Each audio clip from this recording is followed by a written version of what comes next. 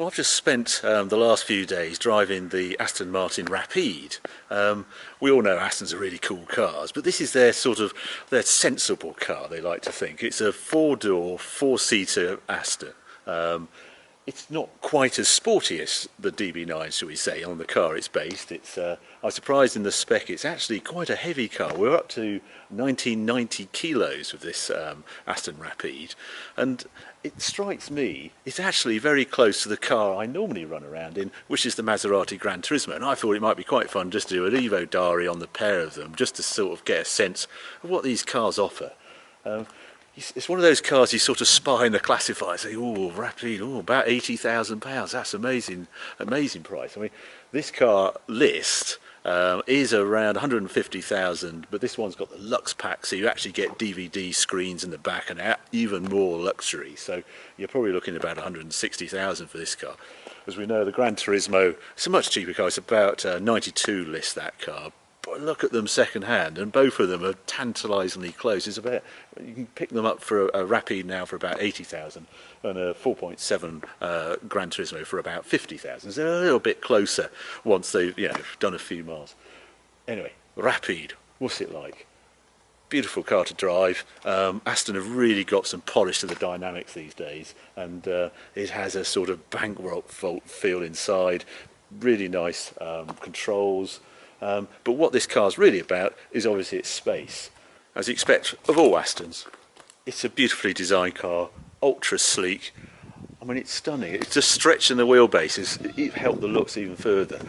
Just around the rear, it sort of looks like a Vantage V8 rather than the DB9 it's based on. Of course, it's got the V12, but the whole res and depth throw of this car, it's a four-door car. So you have these really quite big doors, but the surprise is when you open them, yes, even from here it looks a little tight. And this is one of the surprising things on this car. It's a great big car. It's actually about 100 mil longer than the Maserati, but actually getting in and out of this car, it's a bit tight. You don't expect it when you look on the outside and this great big door. Even in the front, that's quite a small space to get your legs in, and then really quite a tight footwell, and then that's quite high. That centre console is really quite high inside as well.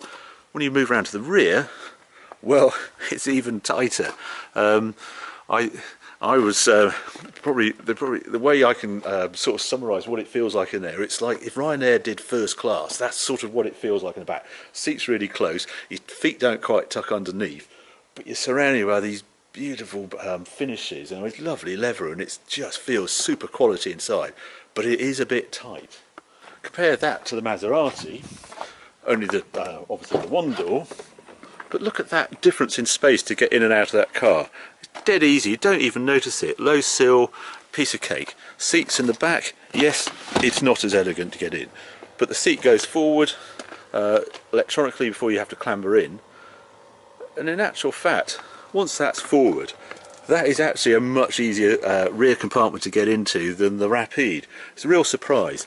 I was hoping the Rapide would offer more space and easier to get in and out, and it's also one of those really annoying cars where as soon as you get any dirt on the Rapide, it will instantly go on your trousers because there's such a wide sill to climb out of, both the front and the rear. You get it all over your trousers every time you get in and out of it once you've got a dirty car. But it has some other great features, the Rapide, so it's not all bad news. One of the best bits about the Aston is it's a V12. It's a great big unit, the Aston V12. Just squeezes in there. Look at the size of those rocker covers. That really takes some packaging, that.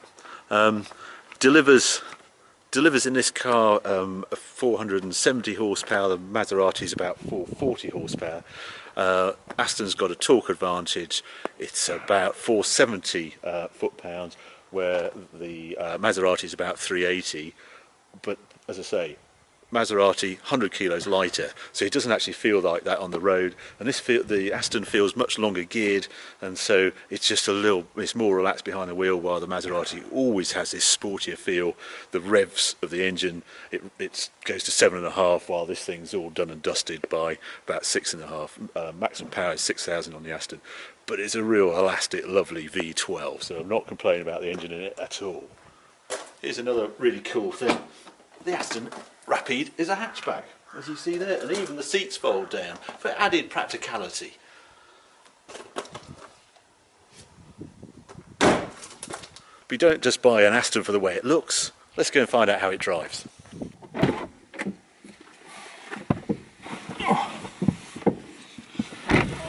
Yes, and as with all Astons these days, you get this as a key, which is a little bit of a pain to live with because you can't sort of strap it onto anything. You can't put it on a key ring. It's its own thing, and it looks like a transponder, so you sort of expect the doors to unlock as you approach. None of that. But anyway, it's like a quality item. It does define Aston, as does that sound.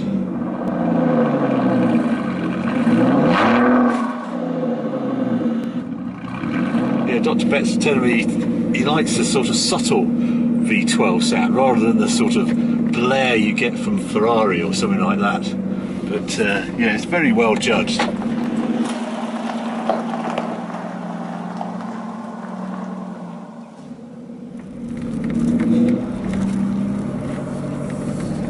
As soon as you get in this car, as I say, it's quite relaxing. It's auto only. There's no manual option. There's no automated manual gearbox option either.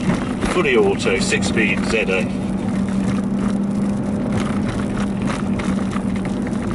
And I'm enclosed. I'm more enclosed than I expect to be in a car like this. You sort of see the amount of glass area. It's not as big as you expect. And funny enough, the windscreen's quite small as well when you're looking out. It has a very sort of enclosed feel. It's there isn't a huge amount of glass, and you look on the outside, it looks huge, and inside, I'm instantly quite tight. I'm very surprised how high this centre console sits. I think it's just to take the vent to the back seat, but it seems remarkably high to me. And then I'm sort of squeezed in this way as well. I think it's part of this aluminium structure, like you get in and out of the lease, and they're really tight because of the giant sills, and it's a bit like that with this Aston. Very different than the Maserati. It's a much bigger, this is lower, and it just feels more open, bigger glass area as well. So there's an instant key difference when you get in. But it's sort of like Bentley with the Conti GT, very good at wafting. And that's what this Rapide does as well, and that's a bit of a surprise. I wasn't expecting it to be that sort of car. So I've just got it in normal drive at the moment,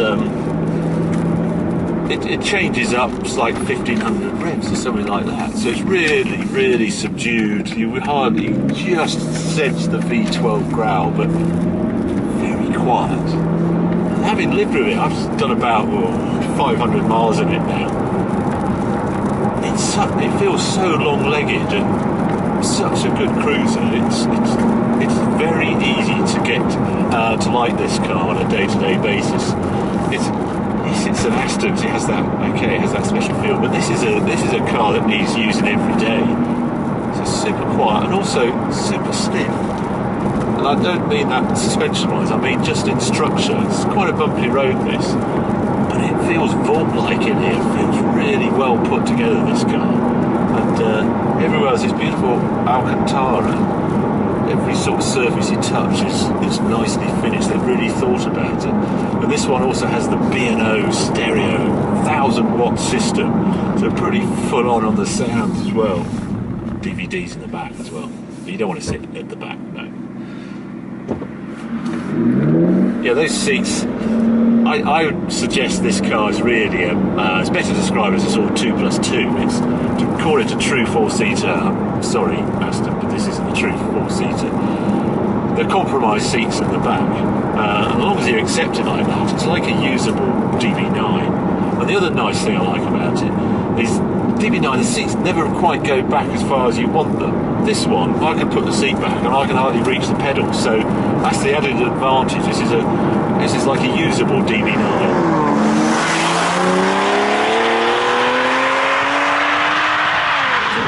Like the Maserati, there's several different sorts of car in there. If you just press a few buttons, and you just get a different sort of Aston. Press Sport, it's subtly noisier on the exhaust, but it's sharper on the throttle, slightly quicker on the gear changes, but not uber sporty. It doesn't go crazy stiff or anything like that. I've got adaptive dampers on another button, so it just does very subtle improvements, which makes sense to me. Obviously I can use the paddles, 6-speed gearbox like Maserati, torque converter on this, so not the speed of change that I'm used to in the Maserati. But then that sort of suits this car. It's so well calibrated, this automatic gearbox. Someone spent a lot of time doing calibration of the gearbox, feel the brakes, feel the steering. Yeah, you never tire of that V12. It's such a statement, isn't it, of Aston today. Great noise, the V12. So summing up, how's the Rapide been? Well, it's been a great car to live with. It's just that comfy parachute. As soon as you get in, it just feels easy, lovely to live with, relaxing. But against the Maserati, that's a bit more interesting. The Maserati has a little bit more verve about it. It just feels that a little bit more sporty. But I love the steering on this. I'd swap the steering and the brake feel and the progression on the throttle from the Aston. It's better than the Maserati there. But while this car, with those rear doors, it almost over-promises. You think, oh, it's a true 4-seater. But when you get to use it, you realise how compromised it actually is in the back. And I am really quite tight in here.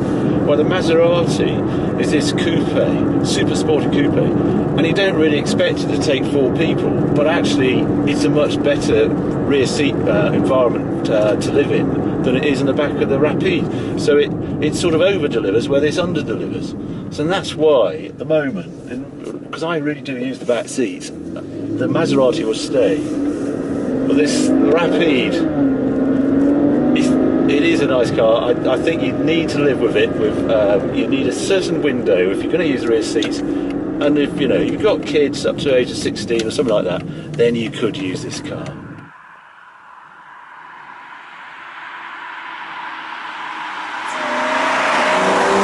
But for the time being, yeah, Maserati's staying.